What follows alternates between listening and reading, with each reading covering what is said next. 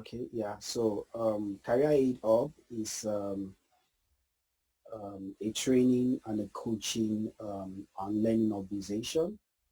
We specialize in mentoring and training people in business analysis, project management, business analytics, service management, and change management. We help candidates for their resume preparation and also interview preparation. And we also organize workshops and seminars focused on different specialty areas. And lastly, we provide certification trainings, not just the IIBA certification exams, but also the PMI and ITIL certifications. We've had a couple of trainings and we just finished one last Saturday. Um, Today we are going to be having, just to move my slide, we're going to be having Misener. Nick Misener is a senior consultant in information technology and is also a very experienced recruitment consultant. I'm sure some of us must have met him um, in different forums that we've been in, especially in Atlantic Canada. Nick is focused on IT recruitment in Atlantic Canada, and he currently works with Venom. And he's worked with venture capital backed tech ops. Also, he's also worked with Fortune 100 companies to solve their talent challenges. He's worked on several technologies from blockchain to ocean sensors, and is experienced in getting the top talent to meet the needs of organization in terms of filling in specific specialty roles. Nick also has a strong support or is a strong supporter of community endeavors. That's where I first met him. And he was also nominated as the Volunteer of the Year by the Halifax Partnership in 2018, the awards gala in 2018. So I want to appreciate Nick for taking out his time to speak to us and also to educate us and enlighten us. And I'm very excited about this training. And I believe that we'll all be able to pick out something, one or two things that will help us going forward. Because COVID-19, I think after this episode, I think the world will never be the same again. And as many of us that can get ourselves prepared, we'll be able to take advantage of opportunities that will be coming our way as we move forward. So, Nick, thank you, and I hand it over to you. Yeah, so good afternoon, everyone, and thanks to Harry, Oj, and Paul, and the team at Career Aid Hub for giving me this opportunity to connect with you all. So to follow up on Harry's introduction there, for the bulk of my career, I've been living and breathing recruitment and hiring, and I've definitely seen a distinct shift in market dynamics due to COVID-19. And it's definitely impacted people's job searches, it's impacted people's businesses. There's no doubt about that. But there's been some interesting opportunities and shifts in the industry that I think are important for us to take note of, and there's opportunities that will come out of that. So I'm excited to cover that off today. So just for context, last year, to give you a sense of some of the work that I've taken on at Venor's, or within Venor's IT recruitment practice, we placed just a shade over 100 professionals with our clients in Atlantic Canada, and that's blended across software development, digital marketing, project management, and business analysis as well. So I'm hoping to cover off a few trending topics today, starting with an industry perspective on the job market, some of the shifts that we've seen there. Then I'll be switching gears and covering off some info on the CERB, and then ending up with a quick Q&A session and hopefully striking up some valuable dialogue there. So to start things off, I think there's definitely some positives that, ironically enough, have risen out of this difficult situation. And there's some companies that are driving major innovation, which is it's fantastic to see. But to be honest, has COVID-19 made job seeking more difficult? Generally speaking, yes, it has. And if you feel that way, you're certainly not alone. We are seeing some companies lay off workers or put a temporary pause on hiring. And as a result, due to some of those layoffs, you would think that there are ultimately more job seekers on the market, making things more competitive. Although there are some unique angles there that would suggest otherwise for certain niche positions and for certain skilled requirements. Um, so over the last 2 weeks, I have had clients make offers for over 4 new hires.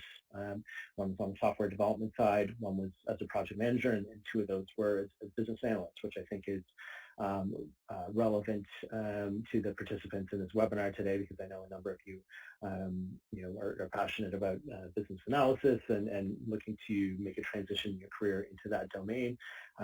We've also had new searches come in bulk.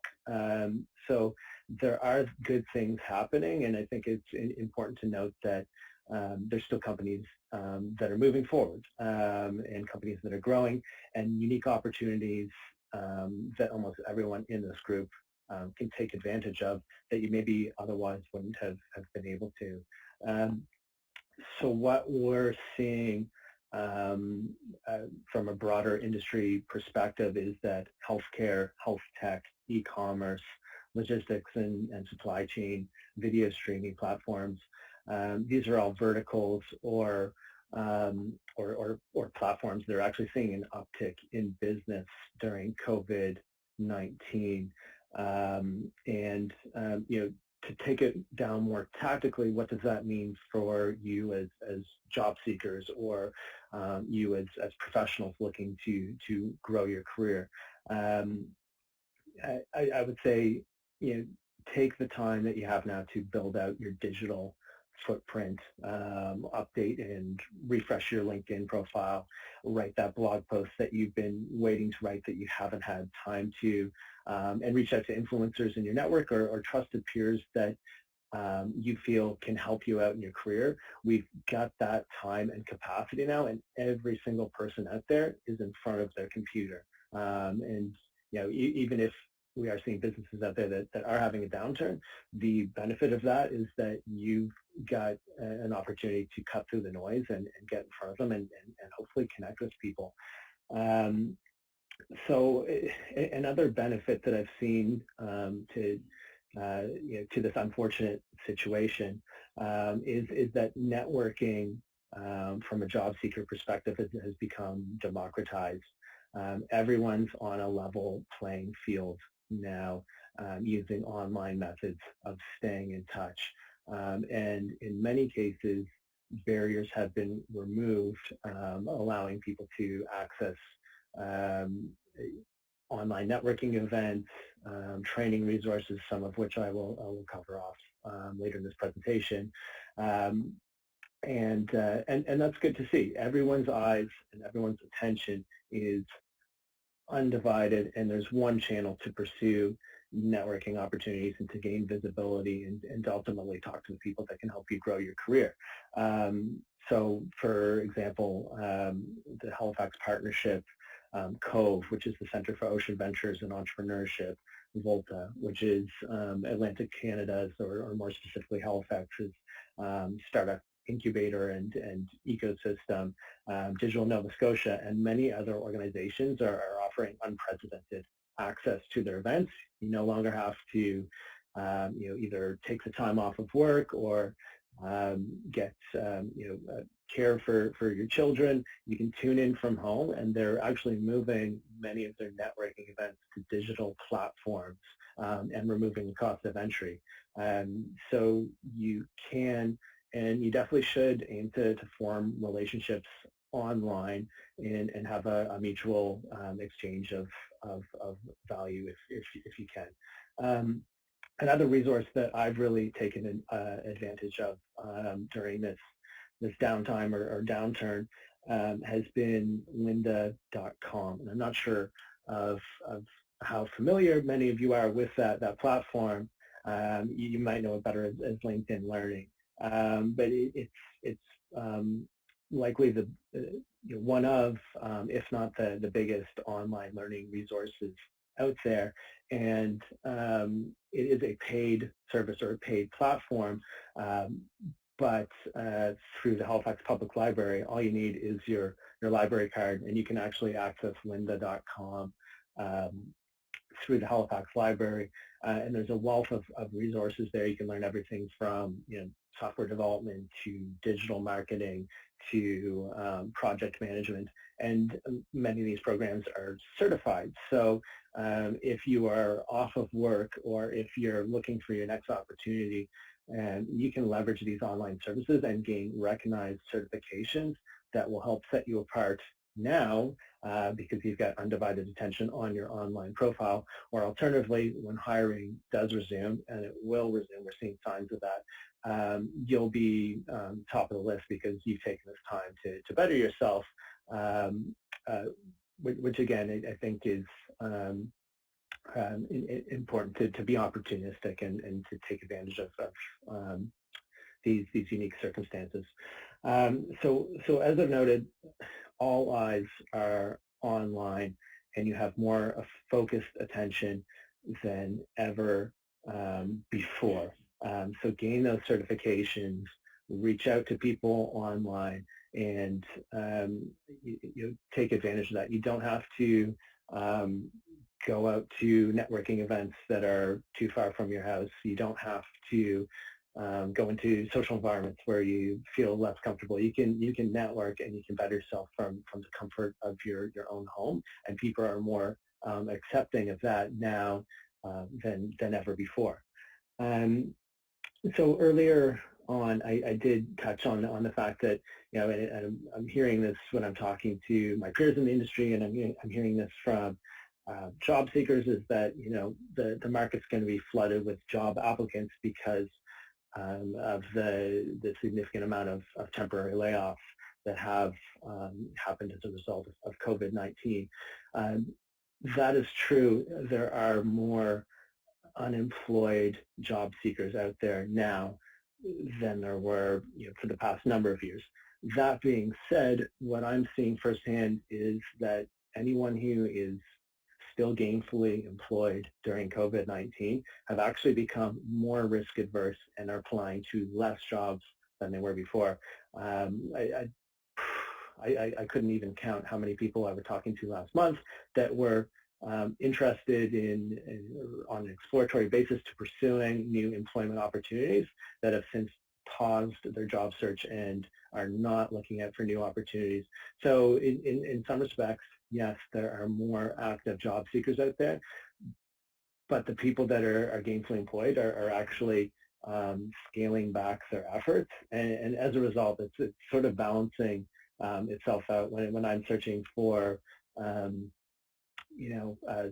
intermediate level business analysts with 5+ years experience working with healthcare software solutions, and I'm actually seeing less response for those specialized skilled workers than I was prior to COVID-19. So again, there's different dynamics at play there, and some would suggest that there might not be substantially more job seekers than there were before, because people that are gainfully employed, like I said, are not actively looking out there. So let's say you take all those steps, you're networking online, you're focused on learning and leveling up from a skills perspective, and you're still not having traction in your job search. Honestly, that is okay, and you're not alone. We are seeing signs in the market that there will be pent-up demand for skilled workers when we come out on the other end of COVID-19. And even during COVID-19, we are going to see a slow uptick in hiring and in recruitment as companies um, validate their online hiring methods as they figure out systems to onboard people remotely. We're seeing that in the market right now. I had one client in particular that is growing the Halifax office, Global Relay, a large financial um, software services company. They're seeing this as an opportunity. They placed hiring on hold for 2 weeks, but then they've actually tested out their online onboarding resources and tools, and they now see this as a chance to hire up job seekers that wouldn't have otherwise been on the market or otherwise wouldn't have been available. So they're a large international organization that services banking and finance, and they're doubling down on their hiring efforts because they think that they can get more better people in this current economic climate, which is great. So they're uniquely positioned to weather the storm, and there's other organizations out there that we're seeing as well. So we're seeing a slow return to hiring through the means of utilizing online resources, but then also on the other end of things, when companies who have maybe paused hiring for the next couple of months, they will ultimately return, and there will be pent up demand. I think it's also important to look at startups, for example, that have driven so much economic growth here in Atlantic Canada and throughout North America over the past number of years, especially on the tech side of things. A lot of startups are funded by venture capital, and yes, they may be pausing things, or capital might be harder to come by. But these startups have no other option other than to grow. They've got a certain amount of runway, and pausing business for significant term is just not an option for them. So you will see a return to some level of normalcy from a startup perspective, and ultimately that would bode well for job seekers who are interested in being entrepreneurial and joining a startup venture. So again, to recap there, more online resources that are available than ever before. There are new opportunities to network online that I'd encourage you as a job seeker to pursue.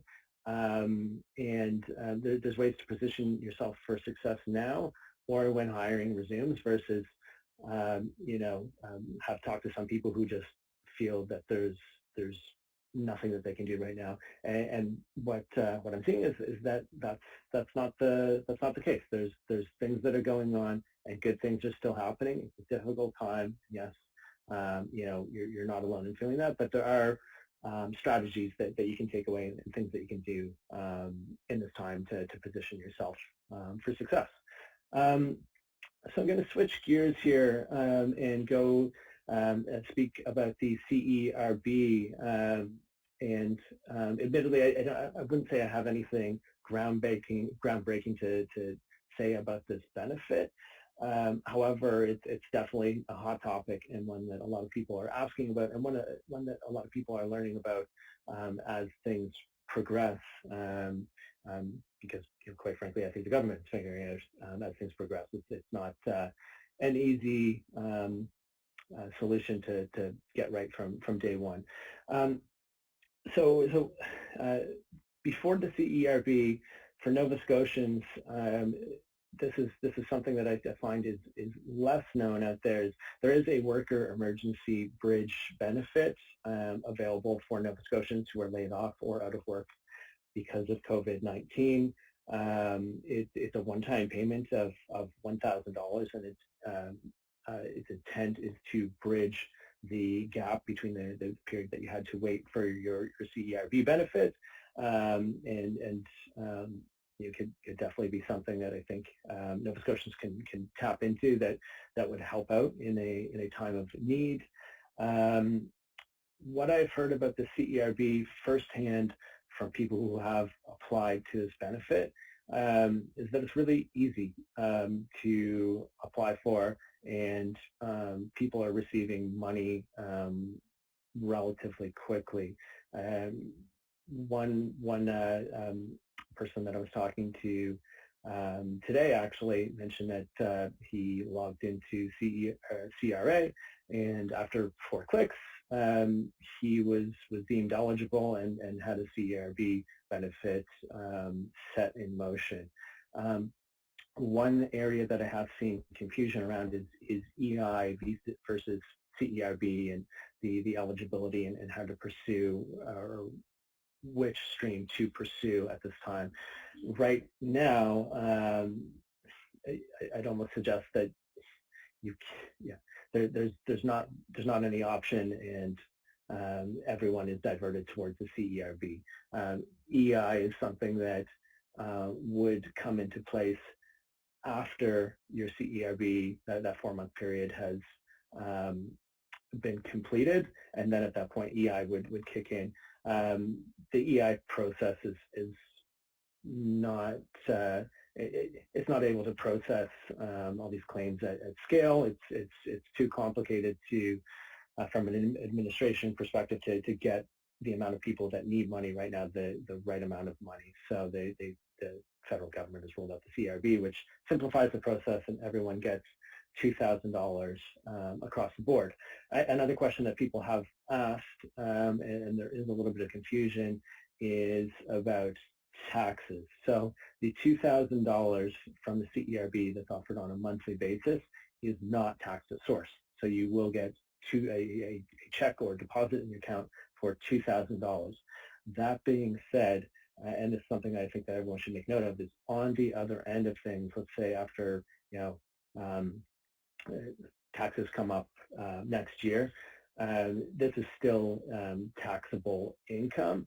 So there could be a lot of people owing taxes next year if they don't set aside some money now. That obviously the amount of tax that you pay depends on your income level and what you would make throughout the rest of the year. But it is important to note you will get a check for $2,000, which is great from a cash flow perspective. But be mindful that this will be taxed on the back end at your year end. Just be prepared to potentially pay a little bit next year. Another thing to note is that the CRB is still being figured out. Eligibility is still fluid, and not all the details have been ironed out. And in addition to that, there will be additional assistance coming down the pipeline, both for businesses and for individuals. So, I mean, to circle back and recap things, because I do want to open this up for questions and discussion. There are good things that are happening. There are companies that are growing, and there are resources and avenues for you to pursue now that you wouldn't have been able to before. So I'd encourage everyone to really double down on building out their digital footprint, connecting with people in their networks, and taking time to lay the groundwork for success on the other side of COVID-19. And for the CERB, there's still details being ironed out, but we are seeing people get money relatively quickly, and the experience has been simple from an administration perspective. So that would cap things off on my end. I'd like to open things up for questions or comments beyond that. So I'll turn things over here to the folks at Career Aide Hub for facilitating that. Yeah, I'll just jump in. I mentioned earlier, people can type the questions in the chat, either that, or if they want to raise their hand, I can unmute them and they can ask a question. And I just want to follow up on one of Nick's points on lynda.com. That's a phenomenal platform for learning. Before you were interested in a platform like SharePoint, they had anything right from a user, a site owner, on up to if you're installing a server farm. So the key thing is it's probably $500 or so US, which now would really hurt. That's about 750 Canadian. However, as Nick mentioned, if you have a library card, you have free access to that. Library card, you can also learn another language, you know, as in French, not as in C++. So it's a good time to take advantage of it. Yeah, lynda.com is awesome, and it's super digestible. Like, I normally lose interest on when I'm taking stuff in through online learning, but the stuff has me hooked. It's really good. So I will give a thumbs up to lynda.com. Definitely check it out. Yeah. Thank you, Paul. Thank you, Nick. Thanks for the information you've put through to the audience here. And just to summarize again quickly the points Nick touched on before we start taking in questions. But if you have questions, like Paul said, kindly raise your hand, click on the raise hand button, and then he would unmute you to ask your questions. So Nick talked about that things are not really all that bad. There are still companies that are recruiting and growing. And he pointed us to leverage available online resources. Lynda.com is one of them, which if we're resident here in Nova Scotia and we have a library card, we have access to it free. There are endless online resources, like a lot of learning platforms are giving out free access for a limited period of time. So a lot of people share this information around. If you go to LinkedIn, you would get a lot. So we can leverage all these. And also he mentioned the fact that there are opportunities to network online. For example, Digital Nova Scotia and some other networking businesses that would normally go in person. Right now, they are trying to put out these events online. So it's also one way for us to grow our network while preparing for post-COVID and building our network. He also mentioned the fact that we should take opportunity now to build our digital footprint. And one of them he mentioned, it's like revamping our LinkedIn profile, going to make sure we have our information up to date. He quickly also touched on the CRB, the benefits the federal and the provincial government have available for those that are out of job. He mentioned the fact that the eligibility criteria for the CRB is kind of still fluid. The government is still fine-tuning and taking questions, refining as they go. He also told us to bear in mind that the CRB income is taxable. So while we apply and take advantage of cash flow now, we should bear in mind that when we are paying taxes at the end of the year, it will have to come up, and of course it increases our taxable income at the end of the year. So at this point, if there's anybody that has a question, we can unmute you to ask. Otherwise, I can actually start by asking my own question. Okay, so Nick, you mentioned about improving our LinkedIn profile to kind of build our digital footprint. So one question I'll ask is, from a recruiter perspective, what would you describe as a good LinkedIn profile, something you would look at and want to reach out to a potential candidate for a job offer? Yeah, someone that's active and has a robust profile. It shows that they've put thought and effort into their online presence. So, you know, have a picture up there that, you know, looks professional. Highlight what you're passionate about. Highlight projects that you've taken on in the past.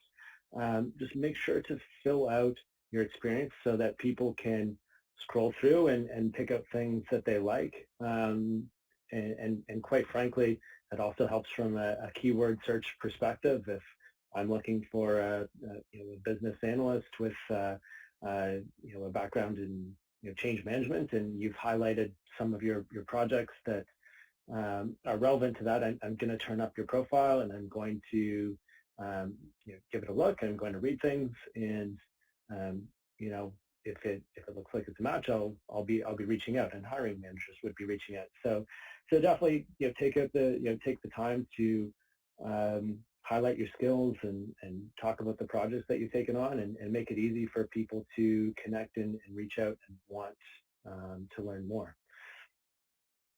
Nick, just on or to contrast this, we have one from the other side. How can I get a job if I'm graduating this year with no work experience? What actionable steps can I take to land a job in my situation? Yeah, great question. And I've got a story from an individual who is in the midst of graduating from St. Mary's Masters in Tech Entrepreneurship and Innovation.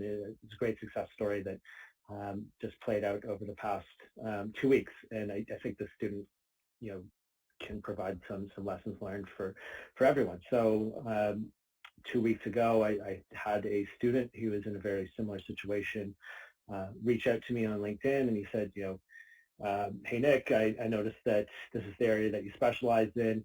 Here's some of the school and project work that I've taken on that's relevant. I think I can help companies that you work with out. I'd like to schedule an exploratory call to discuss things further.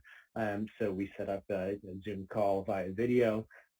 We had a great discussion about his background. I offered up some insight into market dynamics and where people are slotting in. And I came away really impressed by his hustle and the work that he had done at school. And I decided to connect him with a couple of individuals in my network and point him in the right direction to some companies that I did know were hiring. And from that, he had a number of discussions come up with other business leaders, and they came away equally impressed by his background. And they said, we've got a current business gap, and we think that you could fill this. And within 2 weeks, during COVID-19, he secured a contract term as a product manager with a local startup, and that was coming off of he was looking for 2 months prior to COVID-19 and hadn't had success through traditional means, but he decided to put himself out there and highlight his experience. And hiring oftentimes is just a matter of being in the right place at the right time.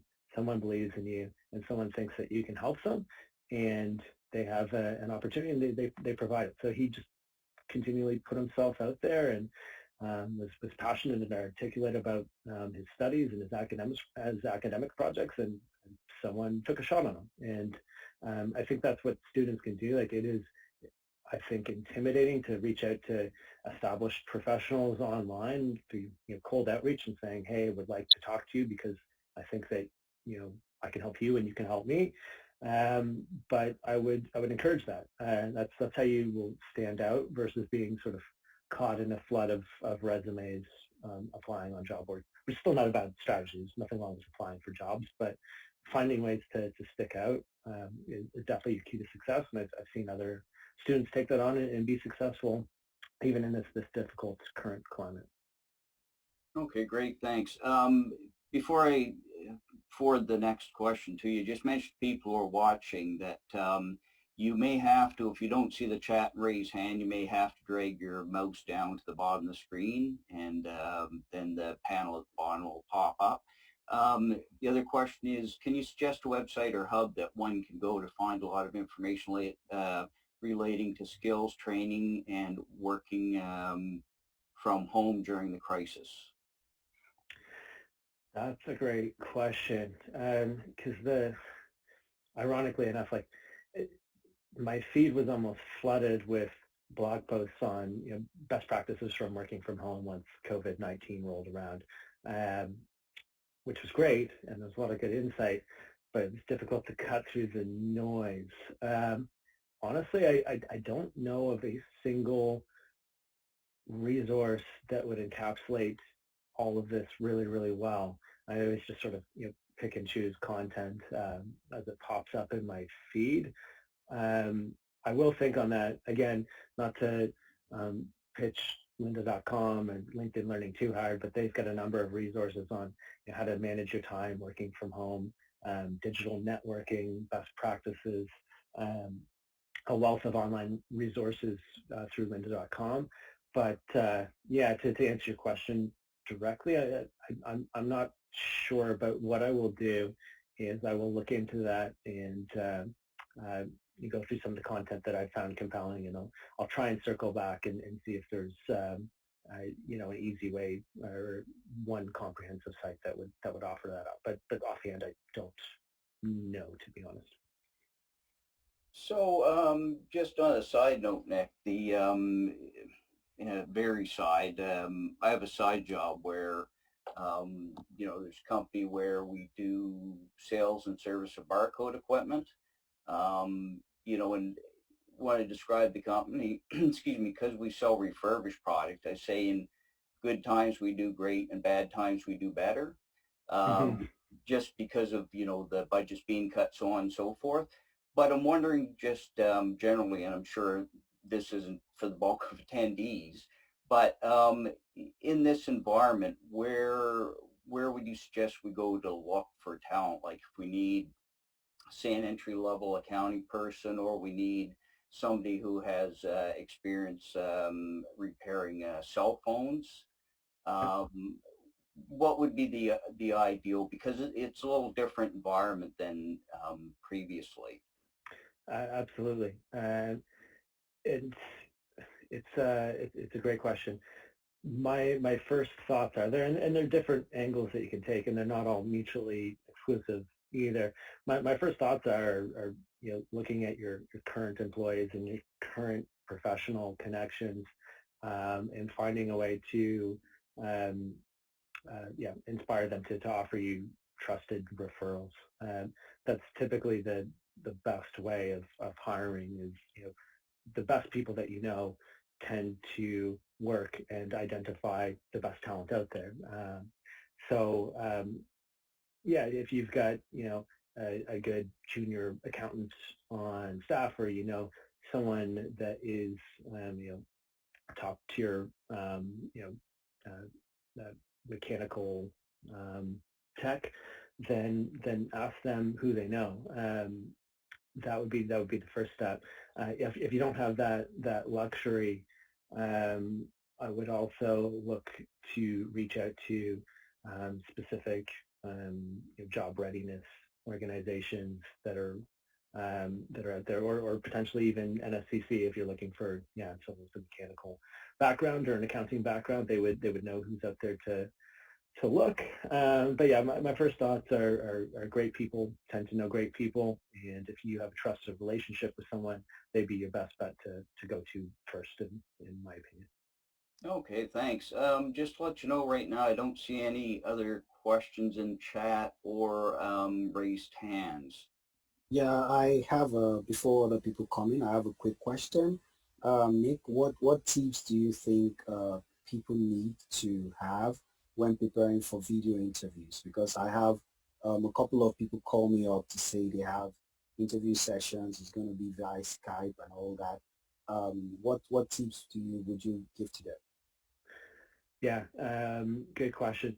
So first and foremost, find a space where you have a strong internet connection in your house, and make sure to test that prior to the interview. There's nothing worse than signing on to an interview that you're really looking forward to, and then having the sound dropping in and out, or having the call dropped entirely. Your connection is paramount, so you'll find a spot close to your wireless router, and test it out prior to the call. That would be step one. Step two is find out the video conferencing tool that is going to be carried out by. Make sure to have everything prepared beforehand. Install it. Run a diagnostic test to make sure that things are compatible, so that you're not signing on to your interview 5 or 10 minutes late. And then to further that, find a spot in your house that has a non-cluttered or clean background, and test out the angle of your camera firsthand. Make sure that the camera is showing your profile face on versus being like this, or or otherwise yeah, just make sure that the presentation is professional, and if you're really excited about the job, make sure to wear an appropriate top, and then lastly, don't take the call from your bed because it looks really weird. Yeah, if I can just add, I did volunteer with Eastlink for 5 years, and a couple of key tips that will really bother people even if they don't realize why. If you look at next picture or anybody else's, you can see the eyes are about 2/3 of the way up the screen. Any camera work deals in thirds. You want to avoid a busy background for two reasons. The key thing is if things shift at all, it takes bandwidth. The other thing too is, it's good to have maybe a drape or some sort of backdrop even. Kids dancing in the background, for example, can be distracting. So, and the key thing is light. Light can be your enemy. So I just mentioned to Harry before we started this, because case in point, we live by the rules. We connected at least half an hour beforehand and started to get things set up and make sure everything was ready. And I mentioned to Harry about, I was watching an interview on CNN the other day with the doctor, and it was really important information about COVID-19, and I had to turn it off because he had light coming from in front of him, but he didn't have blackout drapes or drapes closed, and he just flared out. I mean, literally, he was talking 1 minute, and then he's just big white spot the next minute. So you really have to be cognizant about where the light is coming in around you. And I mean, it's not too bad if it's consistent, but if it's a cloudy day, you're liable to get yourself washed out. So those would be my my suggestions on that. Okay, I think Paul, I think we have some people raising their hands or sending in questions. I still have one more question, but I think we can take some of those questions. Yeah. Oh, yeah, they did come in. Yeah, they're all chat. Just give me a second. So I would take one of the participants, he added, so to answer Paul's question, where Paul was asking where he could go get resources during this period. So he suggested a good place to get candidates is the Halifax Partnership Connector Program. And That's great.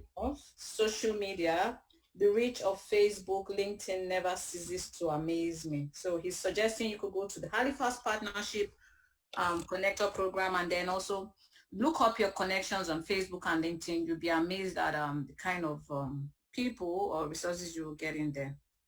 Yeah, that's great. Thank you. Yeah, and Richard, yeah, okay, so Richard also suggested to answer Harry's question about tips preparing for interviews from home over the internet. So one tip he suggested was to dial in using your phone and use your computer for video. Then this is with regard to, so we also have another comment from one of the participants saying, this is with regards to the point of upgrading your digital media. What type of content do we put in the About section of LinkedIn profile? Also, what skills are most recruiters looking for right now? So I think this about Nick's comment about building our digital footprint this period. So Nick, would you answer to that? Said, what type of content do we put in our About section profile? Also, what skills are most recruiters looking for right now? Yeah, great question. So I'll start with the About section. So what I look for and what I would suggest you highlight in the About section is what makes you different, what makes you stand out. If you have a generic tagline of I am a professional with 5 years of experience, that's good and that's fine, but and it does tell me about you, but it doesn't necessarily tell me about what you're passionate about and what you're really good at. So I would say make sure to highlight things that are unique to you there. Whether it's a recent project that you've taken on, or a specific industry that you specialize in and you're an expert in, make sure to highlight something that makes you stand out. Also, what skills are recruiters looking for right now? That's a tough one, because there's different organizations out there that are looking for different skills, and it really depends on the employer and the industry. But more broadly speaking, companies are more focused than ever on people who come with a growth mindset. And what I mean by a growth mindset is people that are actively learning and evolving. The skills that we use to do our jobs today are likely going to be, we're going to need different skills 5 years down the road. And the evolution of work and the skills required to do the jobs that we need to do are changing more and more rapidly as time goes on. So one thing that I'm seeing across numerous verticals is the ability and willingness to learn, and having that growth mindset, the intellectual curiosity and drive to always be leveling up and to evolve over time. So I don't know if that's too broad of an answer, but it's probably the best way that I could answer it right now. Yeah, thanks for that. Thanks for the response. Okay, is there any other question? Yes. So okay. Somebody asked a follow-on question to tips for preparing for your online interview. So she asked, in addition, do you need to have do you need to get external headphones for the session, for the online interview session? Yeah, so you don't need to. It's a best practice to have those headphones, because you're going to get the best sound quality from having a microphone that's closer to your mouth, and it allows you to shut out other external noise. That being said, if you don't have a set of headphones, just make sure to find a quiet area in your house where you're not picking up sound from the TV or someone doing the dishes, for example. So is it a best practice? Yes. Is it necessary? No, it's not.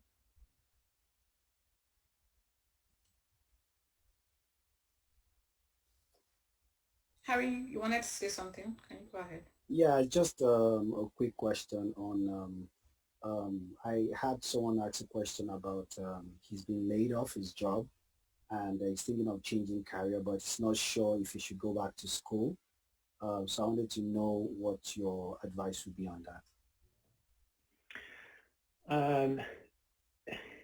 It depends on what this individual wants to do. There are certain careers that you can pursue that do not require you to go back to school anymore. Again, there's a wealth of online resources that people can take up, and those would be enough to get someone's foot in the door in certain sectors. That being said, additional education is never a bad thing, and there's certain professions out there that you need to have a education in order to pursue them. Like if you wanted to go into healthcare, or if you wanted to be a lawyer, or you want to do electrical engineering, you can't just sort of study online and say, hey, I'm a lawyer now. So it depends. I'm seeing more and more acceptance of people coming from unorthodox backgrounds, whether it's driven through self-study or volunteer work. But going back to school is not a bad option, and for some people, it allows them to have a hyper focus on their subject matter, and at the end of the day, it's the most recognized way of gaining experience in a certain domain. Thank you for that, Nick. For someone that has unfortunately contacted COVID-19, is it necessary to inform his employer or employer of his health status? It is not. You don't need to disclose your health or medical records to anyone. That being said, if there's potential exposure at your place of work, you would probably want a healthcare practitioner to work at, or to reach out and advise anyone of potential contamination. So it's a tricky gray area, because at the end of the day, you want to do what's right and make sure that people can seek out testing and care if needed, if there was potential exposure. But if you're applying for a job in 2 months and someone asks you, have you ever had COVID-19? That's medical information, and you're not required to disclose that. Actually, you're not allowed to ask that. But yeah, I was looking at a discussion a week ago or something. It was about a landlord that was asking all the tenants if they had COVID-19. And again, this is still sensitive information. It's your health, and it's private and confidential. Yeah, and just in light, thank you for that. Just in light of that, should people attending interviews ever disclose what their previous salary was? Is that legal to disclose that when you're asked? That's a good question. So in Nova Scotia, it is legal to ask. The other side of it is, is it ethical to ask? Because what that question tends to do is suppress certain populations. Like if you look at it from a gender perspective, it allows companies to, generally suppress the wages of female employees. So it's problematic from that perspective. But in Nova Scotia right now, it is still legal. There is discussion about outlining that question. There's other states and provinces that prohibit employers from asking an employee about their previous salary.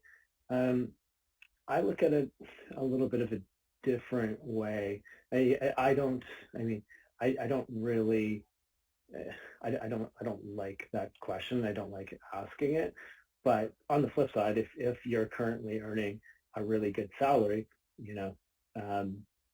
to disclose it, and then it's a good anchor in negotiation. It's like, well, I'm making this much, so therefore, if you want me to make a move, you're going to have to pay me more. Again, I don't want people to go too strong for, from a negotiation perspective for their dream job and miss out on something. But it all depends on the dynamics of the negotiation. Anyway, I'm rambling now. But yes, employers can ask that. And it's a touchy subject. Thank you, Nick, for that. Okay, are there any more questions? I think I see some. Yeah, so I see somebody is also suggesting an answer to the question about going back to school if you've lost your job now and you want to change career. So he says, I suggest doing research to make sure what you want to study is an in-demand career, so that when you are done, your probability of finding employment is much higher. Many of the top job recruiting websites have job market trends / projections that show what skills and job areas are trending up and those that are on the decline. It's good to be on the right side of the curve or trend. Yeah. So he's yeah. I think that kind of, I don't need to summarize what he said. I think it's very on point and clear. Yeah. Do your research and find what you love, and then find out what's in demand, and come up with some strategy to mold it to, for sure. Yeah. It's difficult if someone goes back to school for something that they're really passionate about, but there's no job market demand for it. So I see a Sally question, tips on discreetly skirting it. It depends on what your intention is. So I mean, first off, you can just say, hey, like I'm really interested in learning more about the job. I'm not sure of the specific range right now. I'm sure we can come up with something more firm as we further the discussion. You can brush it off that way, or you can respectfully turn it back to the hiring manager and say, to be honest, I'm not sure what's your salary range. And sometimes you will get a recruiter or hiring manager who will simply just tell you the number, and then you can determine if that's agreeable or where in their range you would ultimately fall. That being said, it does go back to the dynamics of the relationship too. If you are actively applying for opportunities out there and you need a job right now, sometimes on these calls, someone will basically demand that you give a number, otherwise you won't be able to move forward in the process. And at that point, you'll have to make an informed guess. And at that, if you still don't really know, I would just suggest researching online for comparable salaries for the position, and then giving them a broad range. Like if you're looking for, 60 to 80,000, you won't get screened out because you probably won't get screened out because your salary is too high, but then you're not limiting yourself in future negotiations either. You can still sort of determine where on the range you want to fall. If you are gainfully employed and someone is coming to you with a job offer or opportunity, you have more power from a bargaining perspective at that point. And then you can dictate. You can say, hey, you're coming to me. You tell me the salary. So it does depend on the dynamics. But there's a couple of small steps that you can take back that you could either get the employer to disclose their range, or you can skirt the question by just saying, hey, I want to learn more about it. Not entirely sure yet, so I'll do some research and get back to you. But it's a tough one, and there's different approaches out there and different perspectives from hiring managers. Thanks, Nick, for the response. So I kind of unmuted Imo. Imo, I didn't get the last comment you put in. Do you want to speak up and share the information to everyone? Oh no, I wasn't sure if you could tell it was me. Well, thanks for the opportunity. So I was just saying it was me just in case, because I couldn't tell if I'd logged in with my regular Zoom membership. Oh, okay. So what information can one get from www.edge, the website you posted here? Can you just... Oh, it was just... Go ahead, please. Sorry, yeah. Well, I think maybe from people who want to find out information on how to better manage their budgets and cash flow and money, or people who want to look into online courses. There are other alternatives out there. I know there's some on Misener and with LinkedIn, but just a few other ideas and areas to get information to help during this time. And they're all free anyway. Oh, okay. Thank you very much for sharing. Thank you. So I would also unmute the... I want this to kind of be more interactive. Misener, can you go ahead and ask your question? Any thoughts on informational interviews? So what I'm interpreting informational interviews is just an informal ask to to someone at a company that you find is interesting for a mutual exchange of information. I think that they're fantastic. As long as you are reaching out to companies and to people that would have some relevance to you, or that there'd be a mutual value in connecting, then absolutely.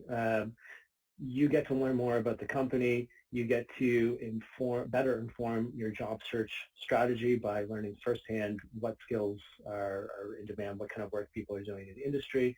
And then in turn, they get to learn more about you and your background. And I've seen it time and time again where someone reaches out, strikes up an exploratory chat, and the company or hiring manager goes, oh my God, I didn't know someone like this was out there, and we have a current gap on our team, and it seems like you could fill it, and they, are opportunistic, and they make an offer to that person. So yeah, if you honestly, if you can get informational interviews with people that are or companies that are relevant and aligned with your career goals, and I'd say absolutely pursue them. On the flip side, though, make sure that you do your due diligence beforehand. Like if you're, let's say, an accounting clerk and you're reaching out to, I don't know, an electrical engineer in Vancouver or something, you probably won't have a really valuable conversation. So again, just make sure to do your due diligence and research beforehand, and make sure that you can have a mutual exchange of value. But I'm a huge advocate for informational interviews. Okay, I hope that kind of answered your question. So there's somebody's raising his hand, so I'll just go ahead and unmute you to ask your question directly to Nick.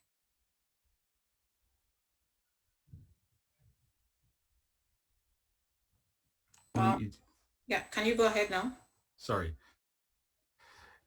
Nick, this is just another, I guess, addition to the digital footprint suggestion that was made. I own EGI Tech, and I would say that I have gotten a lot of business from just people seeing either videos of what I'm doing or digital content that I've created that is either on the website or that's on social media that shows a certain skill that I have.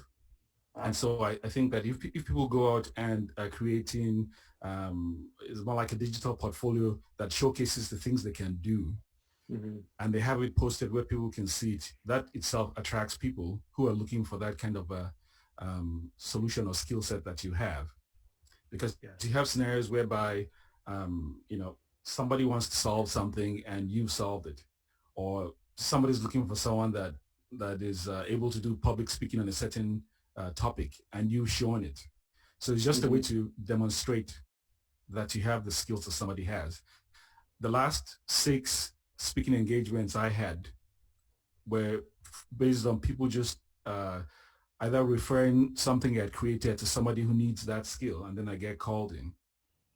So I wouldn't, don't underestimate the potential reach that creating and posting content that shows your skills, that showcases your skills can do for you and for your career. Yeah, I couldn't have said it any better myself. So if you're a graphic designer and you've got really strong experience in Adobe Illustrator, and put your work up there for people to see, and people will find you. Or if you're a software developer and you've got a great background in modern JavaScript, it's like host up some projects of cool stuff that you've built online. There's people out there that that are looking for what you can do, and they just need a way to find it and connect with you. So it's a great point. Yeah, that I've seen that firsthand, and displaying your talents just gives you an opportunity to shine, and gives people a good way of seeing what you can do, and that tends to lead to job opportunities.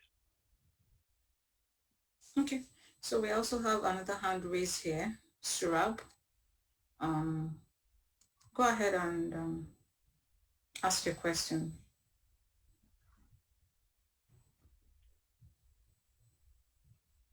Hang on, I think the wrong one got unmuted.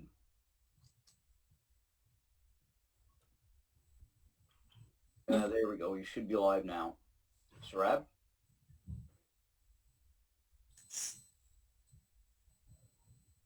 Are you there, Surab? Maybe he raised his hand in error. Okay. Or he's shy. he can type it in if he wants.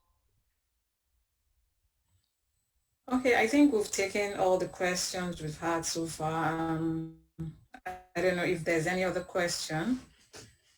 So we want to thank Nick once again for coming to talk to us about lead this discussion. And in social, you notice we just reached out to him a couple of days ago and he was quite willing to do this.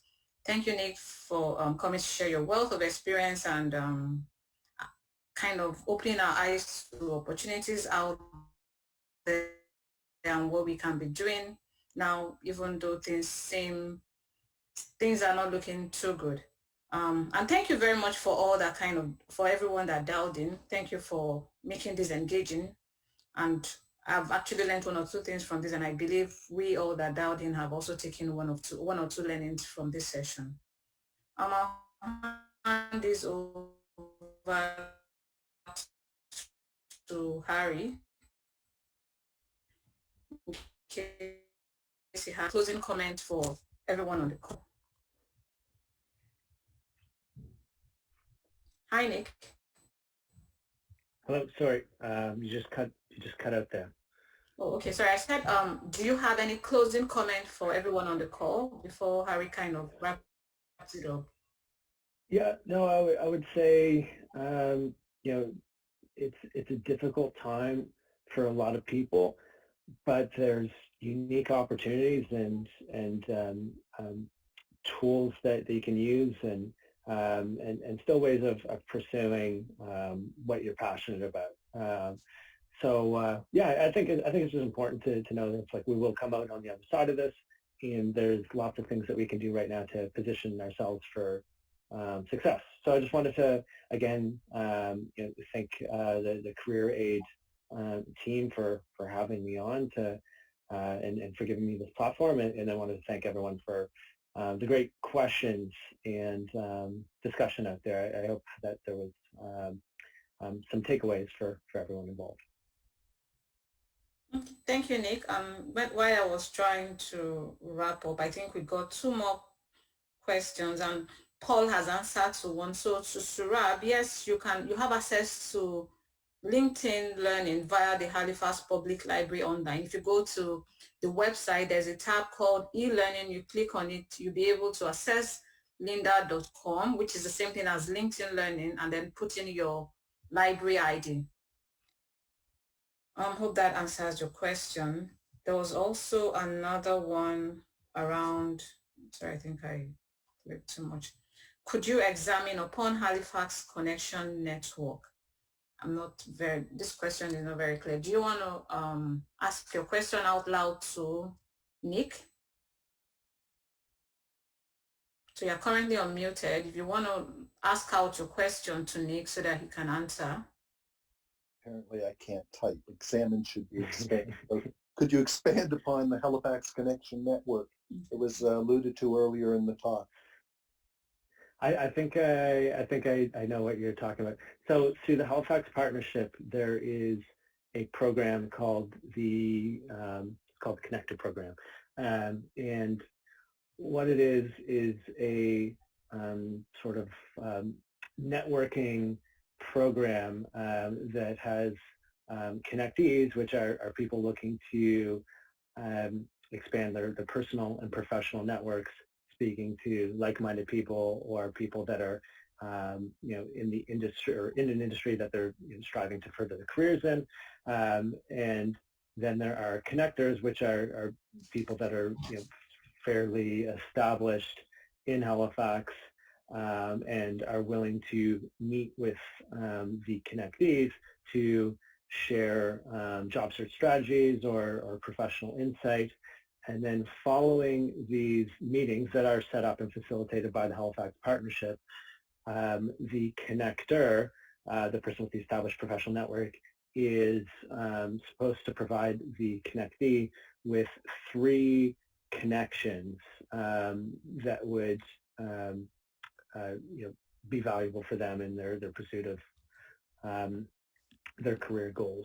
So it's a networking program that's facilitated by the Halifax Partnership, and I've met a lot of great people through it, and I've seen people that started off as connectees early on in their career become connectors and help pass on some information and insight to people looking to branch out and do different things. So it's a cool program, and if you just Google search Halifax Partnership Connector Program, you'll find a much more articulate description of it than what I just provided. Thanks, Nick. Yeah, thank you, Nick. I think we don't have any question. Imo okay says is a connector, but Nick is doing a fantastic job in explaining what the Halifax Connector program is all about. So we don't need to. Harry, do you want to come in and wrap up the discussion? Hi, Harry. Okay, it seems Harry is not here, but okay. So I'll just say thank you once more to Nick and to all our participants. I hope we found this very engaging, and we also see some participants saying thank you to Nick. Thank you all for participating, and thanks to Nick for all the insights shared. And we hope we can do this again for some other subject matter that will be valuable to our audience. Thank you all. Thank you, Paul, for helping us manage things back end. Paul is always super helpful and super willing to step in. Thank you so much, Paul. Yeah, on that note, I think we might just have a last word from Harry. I think he might have dropped off, connected back in. So, Harry, can you hear me? Okay. Yes, I can. Can you hear me? Yeah. Yep, there you go. Okay, great. I dropped off, but I'm back on. Thank you. Thank you so much, Nick. Hit the wrong button. Telling you. Thank you so much, Nick. I learned a lot, and I'm sure people that attended also learned a lot from what you had to share with us. And some of the sites that you recommended, I'm sure it's something that we'll go back to check. And if you don't mind, whenever we reach out to you, we hope you'll be available to oblige. Anytime. Thank you so much. Thanks, guys. Yeah, thank you. Okay. All right, take care. Bye now. Yeah, bye-bye. Yeah. Bye, everyone. Bye.